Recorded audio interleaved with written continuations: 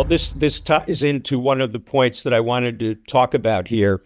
Um, actually, my first tour was on the USS Providence, which was the Seventh Fleet flagship, running the everything but the air war. Actually, it was running the air war too, but it ran the whole operation, naval operation, out country, on the sea. Um, our yearbook has a picture of the USS Pueblo tied up right next to the Providence in Yokosuka, Japan, Christmas 1967, it must have been. Yep. Okay. They go up for their first, they had a change of command. The new CO came on. The old CO had decided he didn't, these were old intelligence ships. Because they were intelligence ships, they had thermite grenades on board in case they got captured, to destroy the crypto equipment and the pubs and things like that. The previous CO had taken the thermite grenades off the ship because he was afraid, either by accident or on purpose, somebody might drop one, make a hole in the hull, and sink the ship. Okay. So they go for their first cruise with the new CO, and they get captured by the North Vietnamese. North Koreans. Sorry? North Koreans. North Korea. I'm sorry. Yeah. Sorry, North Koreans.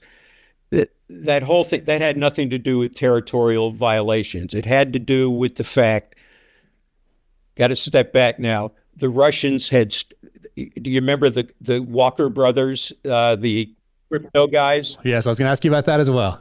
1967, they started selling codes to the Russians, okay? By the way, this wasn't discovered until 1984, all right? And I'll tell you that story too. Yeah. But anyway, what they had the codes, okay? They were getting the codes. And I don't know the details of how broadly, but I think it was very broadly. I had heard even with launch codes and, all this kind of stuff, but I don't know if that's true. Anyway, the reason to grab the Pueblo was, I think North Korea was paid a bounty to get the crypto equipment on board. They had the codes, but they didn't have the hardware, the crypto hardware. One of my pals here in La Jolla was in the Navy then too. He represented one of the lieutenants in that we had big investigative hearings here in San Diego, in Coronado, about the seizure of the Pueblo. And it turns out that they were unable to damage the equipment. I think one of the lieutenants grabbed a fire axe that they have in the Navy ships and banged on the cases trying to dent it, but they didn't have thermite grenades to destroy the crypto equipment. So they grabbed all that crypto equipment. I've heard from another naval intelligence guy that it was either flown out to Eastern Europe or Moscow. They're not sure where. But the idea was, okay, now we can duplicate the crypto equipment. So now this comes forward. If you enjoyed that clip, watch the full episode here, or another clip here.